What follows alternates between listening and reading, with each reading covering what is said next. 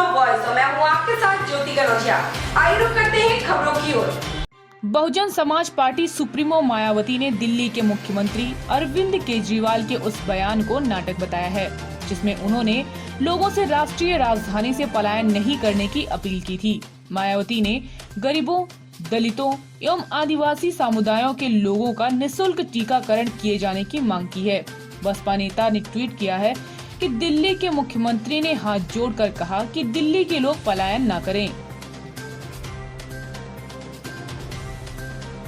पंजाब के मुख्यमंत्री कैप्टन अमरिंदर सिंह ने राज्य में बढ़ रहे कोविड-19 के मामलों को मद्देनजर रखते हुए सभी डिप्टी कमिश्नरों को अपने अपने जिले में जरूरत के अनुसार कोई भी नया और सख्त प्रतिबंध लगाने के लिए अधिकृत कर दिया है।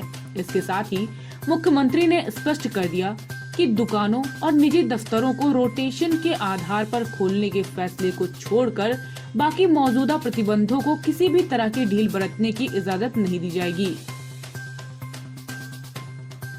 बॉलीवुड की क्वीन कहलाने वाली अभिनेत्री कंगना रनौत भी अब कोरोना की चपेट में है। उनका कोविड टेस्ट पॉजिटिव आया है। उन्होंने इंस्टाग्राम पर एक पोस्ट लिखकर इसकी जानकारी दी है। खुद को क्वारंटीन करके वे कोविड दिशा निर्देश का पालन कर रही हैं।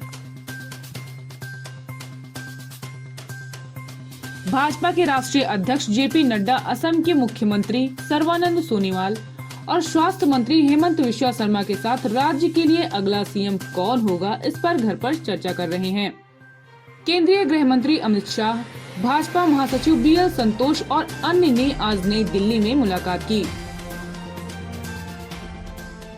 महाराष्ट्र के औरंगाबाद में कोरोना वायरस संक्रमण के 988 नए मामले सामने आने के बाद जिले में अब तक संक्रमित हुए लोगों की कुल संख्या बढ़कर 1,30,836 हो गई है। एक अधिकारी ने बताया कि संक्रमण से 26 और मरीजों की मौत हो जाने के कारण कुल मृतक संख्या बढ़कर 2,709 हो गई है। उन्होंने बताया कि संक्रमण के ये मामले और मौत की ये संख्या शुक्रवार को सामने आई है।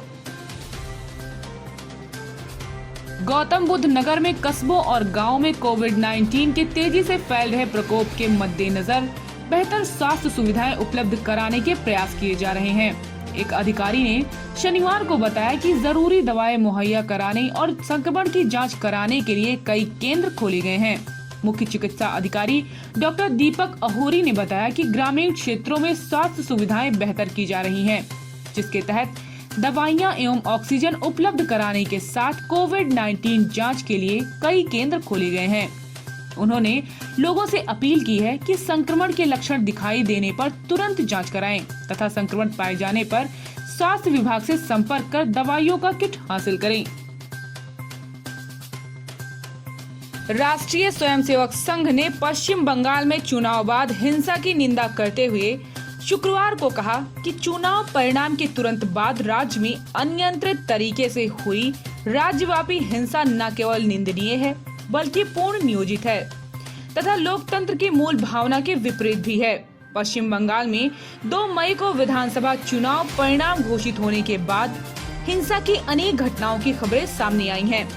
भाजपा ने तृणमूल कांग्रेस पर हिंसा का आरोप लगाया है और कहा है कि इन हिंसक घटनाओं में उनके कई कार्यकर्ता मारे गए और कई घायल हुए हैं।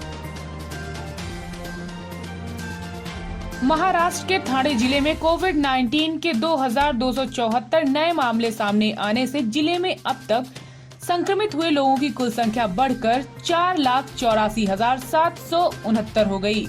एक अधिकारी ने शनिवार को बताया कि ये मामले शुक्रवार को दर्ज किए गए थे। उन्होंने बताया कि 52 और मरीज की संक्रमण की वजह से मौत हो गई, जिन्हें मिलाकर जिले में महामारी से जान गंवाने वालों की संख्या बढ़कर 7,935 हो गई है।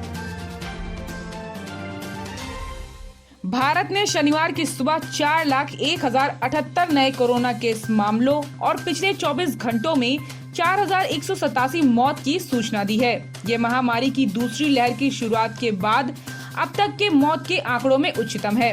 ताज़ा मामलों में सबसे ज्यादा केस महाराष्ट्र, उत्तर प्रदेश, केरल, कर्नाटक, तमिलनाडु सहित अन्य से सामने आए हैं।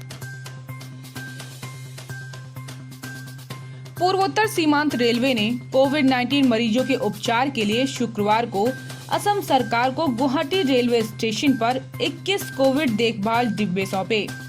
NFR ने एक विज्ञप्ति में बताया कि डिब्बों में ऑक्सीजन सिलेंडर की सुविधा भी रहेगी और इनमें कोविड-19 से पीड़ित हल्के लक्षण वाले मरीजों का उपचार भी हो सकेगा।